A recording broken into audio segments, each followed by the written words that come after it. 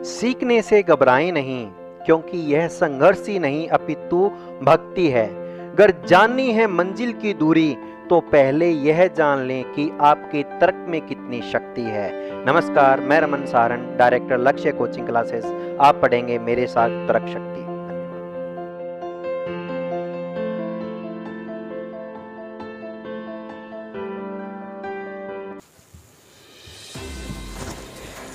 नमस्कार, तेज हरियाणा के फटाफट 25 खबरों के बुलेटिन में आपका स्वागत है। अगले 15 से 20 मिनट में हम जिक्र करेंगे हरियाणा की हर उस छोटी से बड़ी सियासत और खबरों की दुनिया से जुड़ी हर उस अहम अपडेट की। दोस्तों, आज है 29 जनवरी, दिन शुक्रवार। यदि आपने अभी तक भी हमारे चैनल को सब्सक्राइब नहीं किया तो सब्सक्राइब जरूर कर लें। चलिए शुरुआत करते हैं हरियाणा की पहली खबर के साथ। पुलिस ने गाजीपुर बॉर्डर खाली करने को कहा, पानी की सप्लाई भी रोकी, सिंघू बॉर्डर पर भी भारी फोर्स को किया गया तैनात। दिल्ली में मंगलवार को किसानों की ट्रैक्टर परेड में हिंसा के बाद पुलिस लगातार एक्शन में है। गाजीपुर बॉर्डर पर दिल्ली और यूपी की पुलिस पहुंच गई है। पुलिस ने किसानों से आज ही सड़क खाली करने को कहा। पुलिस सूत्रों के मुताबिक बॉर्डर खाली करवाने के लिए देर शाम या रात को दिल्ली और यूपी की पुलिस ज्वाइंट ऑपरेशन कर सकती है। इसी बीच दिल्ली पुलिस कमिश्नर श्रीवास्तव ने सीनियर अफसरों की बैठक भी बुलाई है। पुलिस के पहुंचने के साथ ही गाजीपुर बॉर्डर पर आंदोलन कर रहे किसानों की वाटर सप्लाई काट दी गई है। पुलिस ने यहां लगाई गई पोर्टेबल टॉयलेट भी हटाने शुरू कर दी है। यूपी रोडवेज की दर्जनों बसें भी यहां लाकर खड़ी कर दी गई हैं। दूसरी तरफ सिंघू बॉर्डर पर भारी फोर्स को तैनात कर दिया गया है। यहां पुलिस हैवी बैरिकेडिंग कर रही है। मंगलवार के उपद्रव में शामिल रहे किसान नेताओं के खिलाफ गुरुवार को लुकआउट नोटिस जारी किए गए हैं। अब तक उनके पासपोर्ट जब्त किए जाएंगे ताकि वे बिना इजाजत विदेश न जा सके। सूत्रों के मुताबिक जिन 37 नेताओं के खिलाफ पुलिस ने बुधवार को एफआईआर दर्ज की थी, उनमें से 20 के खिलाफ ये नोटिस जारी किए गए हैं। खबर यह है कि लाल किले में हिंसा करने वालों पर पुलिस ने राजद्रोह का केस दर्ज किया है।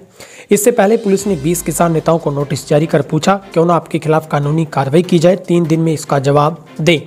इनमें से 6 के नाम अभी तक सामने आए हैं। ये नेता हैं राकेश टिकैत, योगेंद्र यादव, दर्शनपाल, बलदेव सिंह, बलवीर सिंह और जगतार बाजवा। हिंसा मामले में टिकैत और जगतार सिंह बाजवा को नोटिस देने पुलिस गुरुवार दोपहर 12:30 बजे गाजी बॉर्डर पहुंची थी, लेकिन दोनों नेता सामने नहीं आए।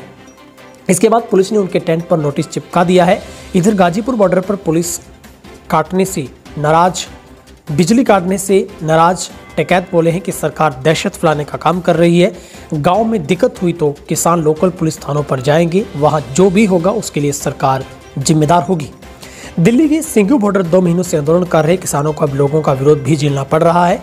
गुरुवार दोपहर कुछ लोगों ने सिंघू बॉर्डर पहुंचकर नारेबाजी की। लोगों के हाथों में तख्तियां थी जिन पर लिखा था कि तिरंगे का अपमान नहीं सहेंगे। एक्शन में किसान नेताओं के आंसू। राकेश टिकैत रोते हुए बोले, कानून वापस लो, नहीं तो खुदकुशी कर लूंगा। दिल्ली में 26 जनवरी को ट्रैक्टर रैली के दौरान हुई हिंसा के 2 दिन बाद प्रशासन ने किसानों से गाजीपुर बॉर्डर का इलाका खाली कराने को कहा है। पुलिस की चेतावनी के बाद धरने पर बैठे कई किसान वहां से चले गए। शाम होते होते बड़ी तादाद में दिल्ली और यूपी की पुलिस गाजीपुर बॉर्डर पर पहुंच गई है। पुलिस की इस सख्ती पर भारतीय किसान यूनियन के नेता राकेश टिकैत के आंसू निकल गए। उन्होंने रोते हुए कहा, किसानों पर अत्याचार किया जा रहा है, उन्हें मारने की साजिश रची जा रही है। अगर सरकार ने कानून वापस नहीं लिए तो मैं आत्मदाह कर लूंगा। मैं इस देश के किसानों को बर्बाद नहीं होने दूंगा। टिकैत ने कहा कि इतनी बड़ी साजिश होगी मुझे पता नहीं था। मैंने सब लोगों के खिलाफ जाकर बीजेपी को वोट दिया था। मेरी वाइफ ने किसी और को वोट दिया था, लेकिन मैंने बीजेपी को वोट दिया था। उन्हें वोट देकर मैंने गद्दारी की है। टिकैत ने कहा कि इतनी बड़ी साजिश होगी मुझे इस बात का कभी भी कोई पता नहीं था। टिकैत ने गाजीपुर बॉर्डर पर अनशन भी शुरू कर दिया है। उन्होंने कहा कि अब मैं गाजियाबाद का पानी नहीं पीऊंगा, जब गांव से पानी आएगा तभी पानी पीऊंगा। प्रशासन ने प्रदर्शनकारियों को गाजीपुर बॉर्डर से हटने का नोटिस भेजा है। एक और किसान संगठन आंदोलन से हटा। दिल्ली में ट्रैक्टर रैली के दौरान हुई हिंसा के बाद ही पुलिस एक्शन में है। किसान नेताओं को नोटिस जारी किया गया। हिंसा करने वालों पर देशद्रोह का केस दर्ज हुआ है। अब पुलिस का फोकस सिंघू और गाजीपुर बॉर्डर पर है, जहां पिछले 2 महीनों से किसान आंदोलन कर रहे हैं। गाजीपुर सिंघू पर गुरुवार दोपहर बाद भारी संख्या में दिल्ली और उत्तर प्रदेश की पुलिस तैनात की गई है। किसान आंदोलन का समर्थन। एक साल पहले विधानसभा चुनाव में इनेलो छोड़ बीजेपी में आए थे रामपाल माजरा, अब छोड़ दी पार्टी। हरियाणा की राजनीति में इन दिनों बड़ी हलचल मच गई है। एक ही दिन पहले जहां इनेलो नेता अभय चौटाला के विधानसभा से इस्तीफा दे दिया, वहीं गुरुवार को रामपाल माजरा ने बीजेपी छोड़ दी है। 2019 में विधानसभा चुनाव के दौरान ही इनेलो छोड़कर बीजेपी में शामिल हुए थे। आज 3 कृषि कानूनों के खिलाफ उठे किसान आंदोलन के समर्थन में रामपाल माजरा ने बीजेपी को अलविदा कह दिया। करीब 40 साल से राजनीति में सक्रिय रामपाल माजरा पूर्व उप प्रधानमंत्री चौधरी देवीलाल और पूर्व मुख्यमंत्री ओपी चौटाला के भरोसेमंद साथियों में से शामिल रहे हैं। चौटाला परिवार में जब राजनीतिक बिखराव की नौबत आई तो तत्कालीन प्रदेश अध्यक्ष अशोक अरोड़ा के साथ रामपाल माजरा ने इस बिखराव को रोकने की भरसक कोशिशें की, मगर कामयाब नहीं हो सके। इनेलो के टूटने के बाद अशोक अरोड़ा कांग्रेस में और रामपाल माजरा बीजेपी में चले गए थे। 3 कृषि कानूनों का विरोध करते हुए पूर्व विधायक परमिंदर सिंह ढुल, बूटा सिंह और पूर्व सीपीएस श्याम सिंह पहले ही बीजेपी को अलविदा कह चुके हैं। ढुल ने अभी पार्टी कोई भी ज्वाइन नहीं की है, जबकि राणा इनेलो में शामिल हो चुके हैं। रामपाल माजरा पूर्व उप प्रधानमंत्री ताऊ देवीलाल के साथ एसवाईएल नहर निर्माण के लिए न्याय युद्ध में शामिल हुए थे।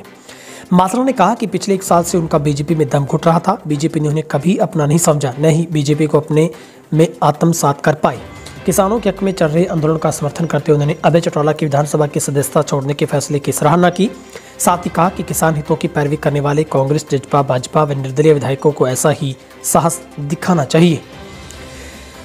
कालका एमएलए प्रदीप चौधरी को 3 साल की सजा, 9.5 साल पहले किया था रोड जाम। हिमाचल प्रदेश के सोलन जिले में हरियाणा के कालका के विधायक प्रदीप चौधरी को 3 साल की कैद सुनाई गई है। उनके अलावा 14 और शामिल हैं, उन्हें भी 3-3 साल की सजा और 85 हज़ार रुपये की जुर्माने की सजा दी गई है। मामला 9.5 साल पुराना है, जब एक युवक की मौत के बाद सरोज स्वरूप रोड जाम किया गया था। रास्ता रोकने और सरकारी काम में बाधा डालने का मामला थाने में दर्ज हुआ था। अब गुरुवार को इस मामले में कोर्ट ने फैसला सुनाया है। रोहतक में जिंदा जला दूध का कारोबारी, सीएनजी किट लीक होने से माना जा रहा है मुख्य हादसा। हरियाणा में तीसरे दिन कोरोना से कोई भी मौत नहीं, 97 लोगों की कोरोना रिपोर्ट आई पॉजिटिव। प्रदेश में लगातार पिछले कई दिनों से कोरोना का खात्मा देखने को मिल रहा है, जहां पर केसों की संख्या में बढ़ोतरी होने की बजाय अब लगातार गिरावट देखने को मिल रही है। प्रदेश में अब तक पॉजिटिव केसों की संख्या 2,67,661 को पार कर गई है। एक्टिव केस फिलहाल 1240 रह गए हैं। वहीं पर नूंह, जींद, फतेहाबाद और महेंद्रगढ़, पानीपत जिलों में कोई भी कोरोना का पॉजिटिव केस नहीं मिला है। 111 लोग ठीक भी हुए हैं और गुरुग्राम से 19 लोगों की कोरोना रिपोर्ट पॉजिटिव पाई गई है। फरीदाबाद से 9, सोनीपत से 2, हिसार से 9, अम्बाला से 3, करनाल से 9, रोहतक से 9, रेवाड़ी से 1, पंचकुला से 9, कुरुक्षेत्र से 1, यमुनानगर से 9, सिरसा से 2, भिवानी से 2, झज्जर से 5, पलवल से 1 और कैथल से 6, जबकि चरखी दादरी से 1 शख्स की कोरोना रिपोर्ट पॉजिटिव पाई गई है। अब 98.41% पर जा पहुंचा है हरियाणा का रिकवरी रेट। हरियाणा में परीक्षाओं का समय नजदीक आते ही शिक्षा विभाग ने सरकारी स्कूलों में 1 फरवरी से अवसर ऐप के माध्यम से स्टूडेंट असेसमेंट टेस्ट ऑनलाइन शुरू होने जा रहे हैं। 3वीं से 12वीं कक्षा के मूल्यांकन परीक्षा की बुधवार को डेटशीट जारी कर दी गई है। 3वीं से 11वीं तक ऑनलाइन परीक्षा पहली बार होगी। दिसंबर माह तक पढ़ाए गए पाठ्यक्रम में से केवल बहुविकल्पीय प्रश्न इसमें पूछे जाएंगे, जबकि 10वीं और 12वीं कक्षा की परीक्षा ऑफलाइन माध्यम से स्कूल में होगी। स्कूलों में अगले महीने से परीक्षाएं करवाने के लिए तैयारियां शुरू कर दी गई। इसके अलावा 10वीं और 12वीं कक्षा की परीक्षा के लिए विभाग की तरफ से बजट भी जारी कर दिया गया है। इनेलो ने श्याम सिंह राणा को सौंपी बड़ी जिम्मेदारी, बीजेपी छोड़कर इनेलो में हुए थे शामिल। इनेलो के प्रदेश अध्यक्ष नफीस सिंह राठी ने वीरवार को एक बयान जारी किया है। इनेलो के प्रधान महासचिव अभय सिंह चौटाला और पार्टी के वरिष्ठ नेताओं ने राष्ट्रीय अध्यक्ष ओम प्रकाश चौटाला से विचार विमर्श के बाद ये निर्णय लिया है। इनेलो कार्यकारिणी की बैठक के बाद इसकी घोषणा की गई। उन्होंने बताया कि श्याम सिंह राणा चौधरी देवीलाल के समय के साथी रहे हैं और उन्होंने पार्टी के लिए अपनी महत्वपूर्ण सेवाएं दी हैं। राणा हमेशा किसानों के साथ उनके सुख दुख में कंधे से कंधा मिलाकर खड़े रहे हैं और अब चौधरी देवीलाल का एक सपना था कि हमारे कृषि प्रधान देश सत्ता में किसानों की महत्वपूर्ण भागीदारी हो और इसलिए अब ये अहम फैसला लिया गया है।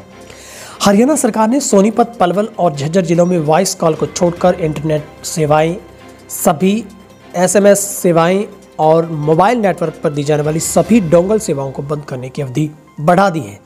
इंटरनेट सेवाएं अगले 24 घंटे यानी 29 जनवरी शाम 5 बजे तक के लिए बंद रहेगी।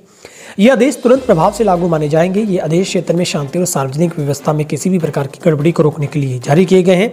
इस संबंध में अधिक जानकारी साझा करते हुए आधिकारिक प्रवक्ता ने बताया कि दूरसंचार अस्थायी सेवा निलंबन नियम 2017 के नियम 2 के तहत इंटरनेट सेवाएं बंद करने के आदेश दिए गए हैं। जिंद में मां बेटे की हत्या कर मकान में दबाए शव, ऊपर लगा दी थी ईंटें। जिंद के नरवाना इलाके के ढाबी टेक सिंह गांव में मां बेटी की हत्या कर शव को घर में ही दफनाने का मामला सामने है। घटना की सूचना मिलने के बाद एसपी, डीएसपी समेत पुलिस के आला अधिकारी मौके पर पहुंचे हैं। मामले की जांच जारी है। बताया जा रहा है कि ढाबी टेक सिंह निवासी महिला रणबीर कौर अपने बेटे हरप्रीत के साथ रहती थी। वीरवार को मृतक महिला के दूसरे बेटे की पत्नी इंद्रजीत कौर गांव में पहुंची थी। इंद्रजीत कौर के पति पोला सिंह 2 साल पहले ही जिनकी मौत हो चुकी है। इंद्रजीत कौर अपने 6 साल की बेटी के साथ पटियाला में रहने लगी थी। अब अपने ससुराल आई थी। यहाँ पर देखा तो उसे सास और देवर नहीं मिले, जिसके बाद पुलिस को गुमशुदगी की रिपोर्ट दर्ज करवाई गई थी। लाल किले पर जाने वालों की हो जांच, सरकार के खिलाफ लाएंगे अविश्वास प्रस्ताव, बोले हुड्डा। पूर्व मुख्यमंत्री हुड्डा ने गणतंत्र दिवस पर लाल किला पर जो भी हुआ जो निंदनीय है, इस मामले में सरकार भी विफल रही है, क्योंकि वहां तक लोगों को पहुंचना और झंडा फहराना सुरक्षा व्यवस्था पर सवाल खड़े करता है। सरकार को इस मामले में जांच करने की जरूरत है। सरकार को इस मामले में जांच कर दोषी लोगों पर सख्त कार्रवाई करनी चाहिए। हुड्डा रोहतक स्थित आवास पर पत्रकारों से बातचीत कर रहे थे। उन्होंने कहा कि जांच में पता लगना चाहिए कि वो लोग कौन थे जो अनुशासित और शांतिपूर्ण आंदोलन को खराब करने की मंशा से लाल किले पर पहुंचे। हुड्डा ने कहा कि लाखों की तादाद में किसान ट्रैक्टर परेड का हिस्सा बनने दिल्ली पहुंचे थे। इतनी बड़ी तादाद के बावजूद एक जगह को छोड़कर कहीं से किसी तरह के टकराव और अन्य गतिविधियों की खबर नहीं आई। दादरी में दर्दनाक सड़क हादसा, ट्रक ने 2 मसेरी बहनों को रौंदा।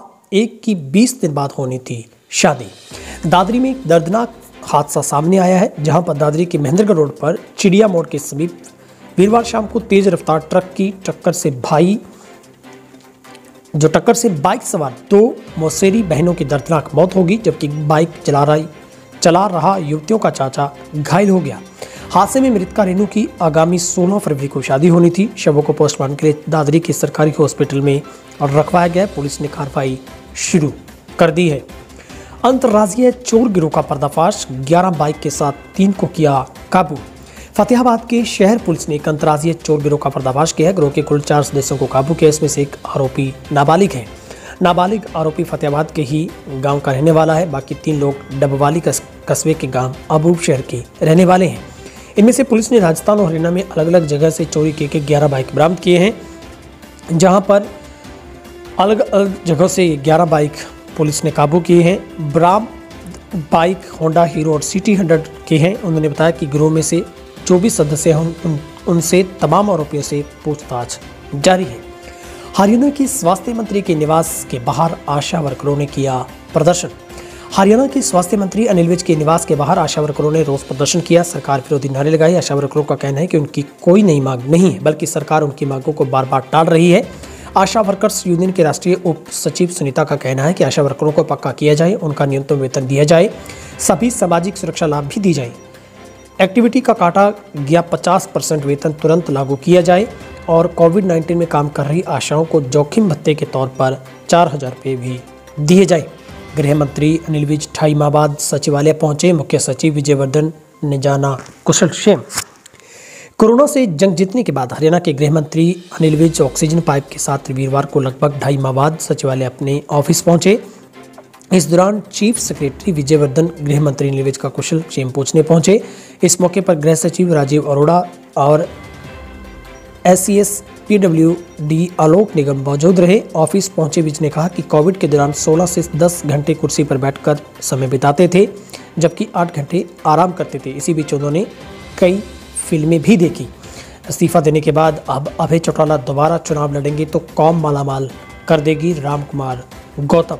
हरियाणा के दबंग बुजुर्ग और तजुर्बेकार विधायक राम कुमार गौतम जननायक जनता पार्टी की टिकट पर चुनाव जीते, लेकिन दुष्यंत चौटाला के आज के दिन उनके संबंध किसी से छिपे नहीं हैं।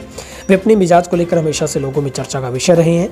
उन्होंने नारनौद में विधायक राम कुमार गौतम से, जो कि एक विशेष बातचीत उनकी एक निजी चैनल के साथ हुई, जहां पर उनसे दिल्ली घटनाक्रम पर भी चर्चा हुई है। उन्होंने दिल्ली में तिरंगे के अपमान पर बेहद चिंता व्यक्त की और कहा कि सरकार को तुरंत प्रभाव से तीनों कानूनों को रद्द कर देना चाहिए। देश का माहौल बहुत बुरा है, देर हो चुकी है, लेकिन फिर भी सरकार को तुरंत फैसला लेना चाहिए। उन्होंने हरियाणा की राजनीति पर भी अपना तजुर्बे साझा किए। उन्होंने कहा कि दुष्यंत 10 सीट जीत कर आया और हमारे जैसे भी इसमें फंस गए। दुष्यंत को बहुत अधिक लाभ हुआ था, अब वह लाभ अभय चौटाला को होगा। धरना हटाए जाने के वायरल मैसेज के बाद टोल प्लाजा पर इकट्ठा हुए किसान, पुलिस हुई अलर्ट। गणतंत्र दिवस पर किसान आंदोलन की आड़ में दिल्ली में हुई हिंसा के चलते सिरसा पुलिस भी अलर्ट पर आ गई है।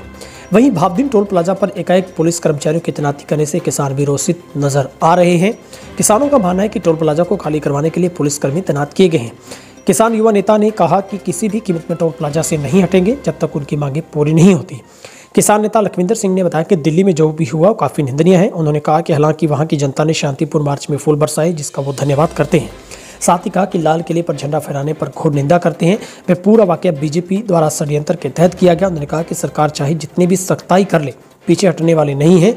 वे यूं ही शांतिपूर्ण तरीके से आंदोलन करते रहेंगे। हरियाणा अब जल्द खरीदेगा BS 6 मॉडल की नई रोडवेज बसें। 11 फरवरी को खुलेंगी 400 बसों के टेंडर। हरियाणा रोडवेज के लिए मनोहर सरकार 400 नई बसें इसी वित्तीय वर्ष में खरीदने जा रही है। 400 नई बसें वित्त वर्ष 2021-22 में खरीदी जाएंगी। खास बात यह है कि ये 800 बसें BS 6 मॉडल की होगी। इस मॉडल की बसों से कार्बन उत्सर्जन न के बराबर होगा। 400 नई आधुनिक बसें खरीदने के लिए 11 फरवरी 2021 को 12 बजे टेंडर खोले जाएंगे। परिवहन विभाग ने 10 फरवरी तक बसें मुहैया करवाने के लिए कंपनियों से निविदाएं मांगी है। नई बसों में 5 के बजाय 6 फॉरवर्ड 1 रिवर्स गियर होगा। अभी तक हरियाणा रोडवेज की बसों में 5 फॉरवर्ड 1 रिवर्स गियर है। नई बसों में ओवर ड्राइव गियर विकल्प के तौर पर रहेगा। बिजली चोरी पकड़े जाने पर लगा था 1.82 लाख का जुर्माना, नहीं भरा तो अब विजिलेंस ने दबोचा। फतेहाबाद में बिजली चोरी के एक आरोपी को गुरुवार को कोर्ट ने जेल भेज दिया है। बताया जाता है कि इसी विभागीय कार्रवाई में किया गया 2.25 लाख रुपए से ज्यादा तक का जुर्माना नहीं भरने की स्थिति में विजिलेंस ने गिरफ्तार किया था। आज कोर्ट में पेश किया गया तो कोर्ट ने उसे जेल भेज दिया है। हरियाणा में सर्दी का स्तर जारी, 30 जनवरी तक धुंध रोकेगी रास्ता। एक बार फिर से मैदानी क्षेत्रों में कड़ाके की ठंड से लोगों के हाथ पैर अब गलाने शुरू कर दिए हैं। अभी 3 दिन पहले जहां आसमान साफ होने से लोगों को काफी अच्छी धूप नसीब हुई थी, लेकिन एकाएक फिर से बादलों से आसमान घिरा नजर आ रहा है। शीतलहर चलने से रात्रि तापमान में भारी गिरावट दर्ज की जा रही है। हालांकि दिन के समय धूप निकली तो लोगों को राहत मिली है। पहाड़ों की तरफ से उत्तर पश्चिमी हवाएं जब मैदानी क्षेत्रों में प्रवेश कर रही हैं, तापमान तो कम करने का काम कर रही है, साथ ही धुंध भी बनाएगी। मौसम वैज्ञानिकों की माने तो धुंध इस माह अंत तक यानी 30 जनवरी तक भी रह सकती है। इसके साथ ही इस बार अधिक दिनों तक ठंड पड़ने की संभावना जताई जा रही है। मार्च माह में भी लोगों को ठंड का अनुभव होगा। वहीं किसानों के लिए पश्चिमी विक्षोभ की बारिश काफ़ी फायदेमंद है। वैज्ञानिकों के अनुसार फसलों को पानी की जरूरत पूरी होगी। फिलहाल हरियाणा की आज की सुबह की टॉप 25 खबरों के बुलेटिन में इतना ही। दोस्तों, आप सबके सुझाव हमें मिल रहे हैं, हम उन तमाम सुझावों को नोटिस कर रहे हैं। लगातार हम उनको आगे उन पर कार्य जल्दी ही शुरू करेंगे। बहुत सारे दोस्तों का सुझाव है कि इस बुलेटिन में ज़्यादा खबरों को शामिल किया जाए और खबरों में जो 5W1H का कॉन्सेप्ट है उसे थोड़ा शॉर्ट किया जाए और हर खबर को बस बहुत कम शब्दों में बयान करते हुए अगली खबर पर जाया जाए। हमारी कोशिश है आने वाले दिनों में हम इस बुलेटिन को 50 खबरों तक ले जाएं और कोशिश करेंगे साथ पंजाब राजस्थान की कुछ खबरें भी शामिल हो जाएं, 2-2 खबरें। और इस बुलेटिन में हम विजुअल को भी साथ लाने की कोशिश में जुटे हैं। हमारी टीम आने वाले दिनों में इस पूरे वर्क पे कामयाब होगी और हम बेहतरीन और तरीके से अगर कुछ नए तरीके से कर सकते हैं बुलेटिन को, तो आप सब लोगों के लिए हम उसको लाने की कोशिश करेंगे। आप सब लोगों का शुक्रिया। आप चैनल को इस तरह से प्यार देते रहें, सब्सक्राइब करें और अपना कमेंट बॉक्स में जाकर अपनी राय जरूर रखा करें। हमारा सवाल, किसान आंदोलन को लेकर जिस तरीके की बातें सामने आ रही हैं कि अब किसान दिल्ली छोड़ेंगे, किसानों का आंदोलन अब टूट चुका है, किसान हार चुके हैं, इन तमाम बातों पर आपकी क्या राय है? कमेंट बॉक्स में जाइए, टाइप कीजिए अपनी राय, हमें भेजिए। बहुत बहुत शुक्रिया। 20 वर्षों से विश्वसनीय शिव पैथोलॉजी लैब नजदीक राज हॉस्पिटल मंडी डबवाली। आपका कोई भी टेस्ट, चाहे कैंसर, थायराइड, एलर्जी, कोरोना या फिर पूरे शरीर की जांच, बस एक बार सेवा का मौका जरूर दें। याद रखें, शिव पैथोलॉजी लैब नजदीक राज हॉस्पिटल मंडी डबवाली।